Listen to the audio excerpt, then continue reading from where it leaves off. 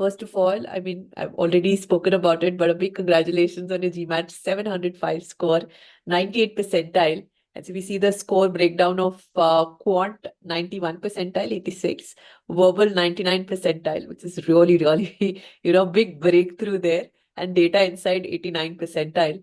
So how are you feeling about this, Devesh, after the score? Yeah, I think definitely a good score helps me, keep myself in the league for most good schools. So yeah, glad about that. Superb.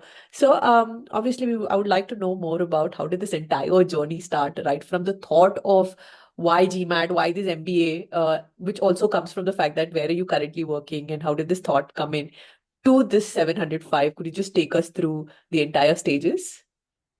Yeah, sure. I think it's probably a really good idea to get your YMBA right before you go down the GMAT path or the MBA path. So yeah, so I've been working as a product manager now for the last 2.5 years, and I really like being a product manager, and I enjoy working in tech. And I was a data scientist previous to my current role, and I think I have a bachelor's degree in computer science, so very typical background. But I wanted to sort of move to the US because if you look at product management jobs, San Francisco is the number one place, the Bay Area, and I think Bangalore is close second. So I'm Yeah. already at a good place. Bangalore is a good place, but then I wanted to move to the US, and it started from there. So I wanted to be a PM in the US, and then sort of reverse engineered how can I get there. And initially I was sort of anti MBA a little because of how expensive the programs are. They're a full 2 year degree, and honestly nobody really needs an MBA, and that's what all schools sort of ask for. They really try and ask you, which is why the most important question in the essays are why MBA, Yeah. right? Because it's not a mandatory degree. Nobody really needs that degree, and it's such a talked about degree. Should you get an MBA or not?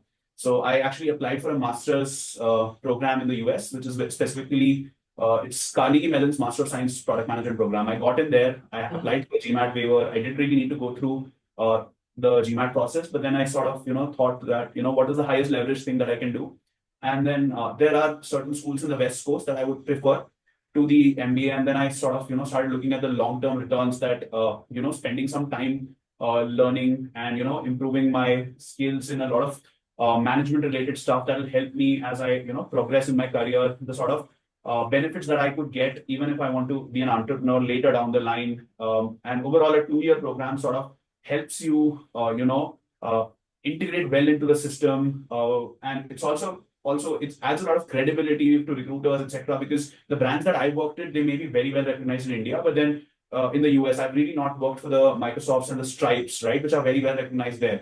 So Right. getting good brand name in the US sort of would help me because the job market there, of course, is a struggle. So that's when I sort of decided, you know what, let me try it, let me give a shot at the MBA. And then it was like a sort of packed journey of about 3 months where I tried to get a score. And yeah, that's when I got the score. So yeah, advice to anyone, get your YMBA right really well, whatever it is. And then try and work your way backwards from there. That, do I really need an MBA? Or, don't be, even if your goal is ambitious, don't be vague. Like, I just want to go to the M7s and Oxford, Cambridge, and NCR, right? That's like a very vague goal to have, right? Where do you want to end up? And do you really want to work in the Southeast Asia region? Then, NCR is a fabulous school to go there, right? Do you want to be in Europe for the next foreseeable future in your sort of life, right? Do you like London as a city, right? So those are things that you should really ask yourself, tie down that goal, and then sort of, do that. So I did that journey, and then, US West Coast schools that have a emphasis on tech and entrepreneurship are probably more suited for me. So that's how I begin my YMBA journey. Yeah. There were very few people that I really come across who have such clarity. And trust me when I say this, when you're in the business school, you will see people with this kind of clarity actually be your peers right there. Because this is what an adcom, now you are going to go through the process of applying and everything. But this is exactly the mindset. Because unless you are going to be spending so much money, even let's say you get a full waiver off for your tuition fee, they would want to know why are you there? What next 5 years do you see yourself? And this kind of answer kind of really nails, to a certain degree, it actually is the right kind of an answer. When we've seen, at least I've seen people in that space or be in that, your peers are going to have the similar kind of mindset. So great thought, I would say. Now, so after that initial journey of why MBA, so how did you stumble upon Sandeep sir and why, and how did the GMAT start for you? What were your struggle areas in the very beginning? So yeah, I think usually, we have that typical sort of, especially if you come from a slightly academic background or you've given other standardized tests, you can sort of undervalue GMAT. right? You can say that it's not a UPSC, it's not a JE, and you can say that, what, I've been 1% in so many exams. Let me just go and give this exam, right? Not take it very seriously, but then at the same time, you obviously do some sort of formal prep. But I did not respect it enough, and I absolutely paid the price for that. I got like a 585 in my first attempt, and there were like a lot of weak areas. I think even my quant, which I was expecting that it'll be a smooth journey, and I think the 585 score was on the online format. And I would strongly advise everyone to absolutely, do not give the online format. So just for context, right? There's first of all, there's like a myth that which I sort of believe to be true, that the online quant is harder, right? And it's a myth, but I actually felt that I've given like close to 10 official mocks, like five, I gave them twice each. So I've given like 10 of them. I gave the official offline mock there, and then I also gave the online mock, online official exam. The online official exam was clearly, it was hard. It was harder than the GMAT, sorry, the official portal, not the official portal, the top one mock portal mocks, right? It was Right. harder, right? Yeah. So that's happening because there's a lot of cheating happening, and right, there's like even the whiteboard is something that you'll have to wipe off every time. You'll waste your time there. So unless you are in a remote area where the test centers are just in a bad state, which usually won't happen because they try and standardize that, I would strongly recommend anyone to, giving the exam, to give the offline exam, and don't have any second thoughts about this, right? Even some Indian business schools have straight out refused to do it, like Refuse to take this, and Hyderabad, accept the etc. score. Yes. So give it offline. That's like my number one advice. Maybe that helped, was a little bit of a screw up for me during my first attempt, obviously.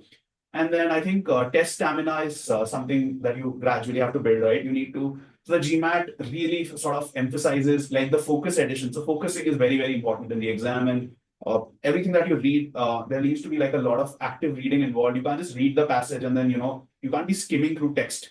You have to really, really read it and be actively involved in every line. That doesn't mean you have to understand the meaning of everything. Of course, GMAT is a logical sort of exam which emphasizes on you understanding bigger picture things, what is sort of representative of what is expected of you to go and do after you graduate from B school and even in B school, right? So it does emphasize that.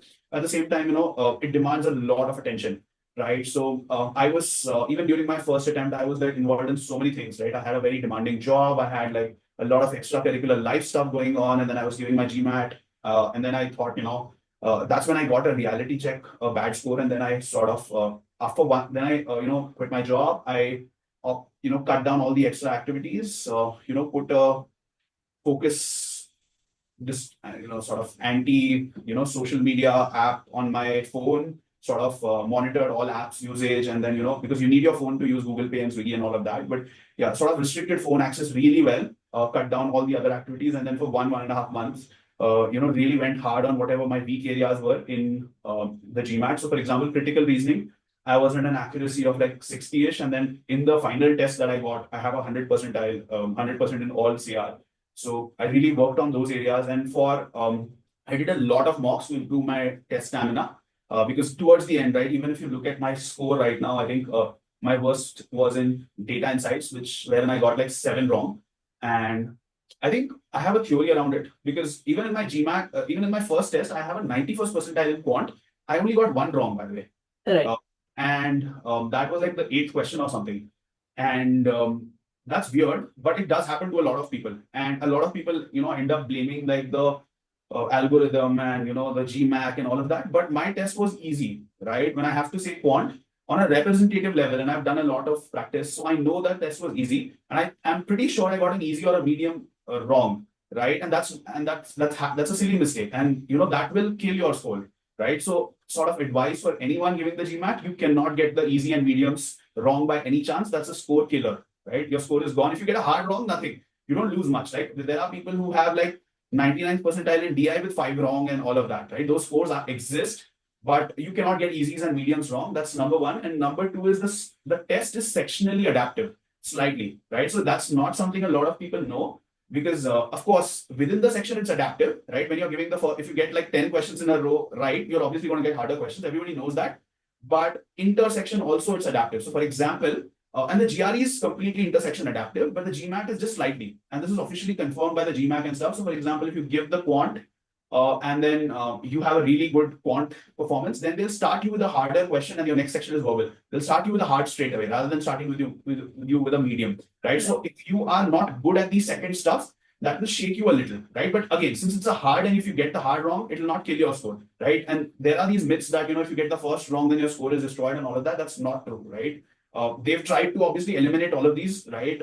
If they give a hard for you first, they won't kill your score there, right? So it's very important to get the easies and the mediums right. And yeah, that's a very important sort of thing if you want to get a good score. See, the GMAT test can be quite challenging. So, what is your personal motivation throughout the preparation period, especially when you're facing tough topics, like you just said, or sometimes it's very you already mentioned that you switched off from socials, but there's still times where you felt like giving up or maybe focusing or concentrating. So, what was your personal motivation during that time?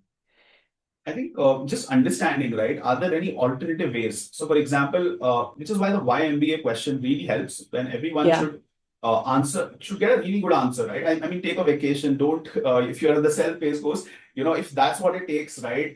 Whatever, talking to people, figuring out, brainstorming, right? And that's not a question that is answered in a day or in a week. It takes time, right? You are building a career, a long-term journey, right? So getting a good answer to that question is not easy, right? So do give yourself that time to find out that answer. And if you have a really good reason to do it, then I guess things become easier, right? And if it gets challenging, right? If you still feel after putting in all the effort, right, in a very fair and standardized exam that you can give again, right? It's not like the CAT, right, wherein nobody knows what kind of questions will come, and it's only once in a right. year, Yeah, right?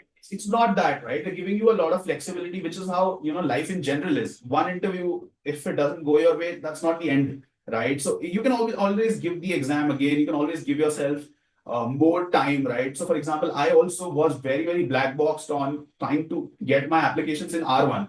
And right. because I missed the R1 deadline, that's why I messed up my first score. And when you put that pressure on yourself, that's when things go haywire because you have so much to do. Getting your Right. letters of recommendation, getting your essays, and that's a very exhaustive journey, right? You cannot sort of try and do everything in a very short span of time. When you put a time box, you mess up, right? So obviously, give yourself a little more time. And if your friend is going this year and you feel that you've just started and you won't be able to go this year, that's not really a good answer, right? Maybe your friend started early, right? You had a lot of fun with family and you had a lot of fun with your hobbies, right? That's good time that you spend, right? To be a little more, relaxed to the idea that, if I have to give it next year, then so be it, right? Right. But obviously, do my best, take the amount of time that I need, and obviously, do that, and then that really helps with sort of having a good answer to, how do I endure through the hard times through the GMAT journey. Right. So, obviously, the answer that you gave is fantastic. You really have built a very solid system of, like you said, the why goal was so solid that anytime you had distraction, you had to look back on that.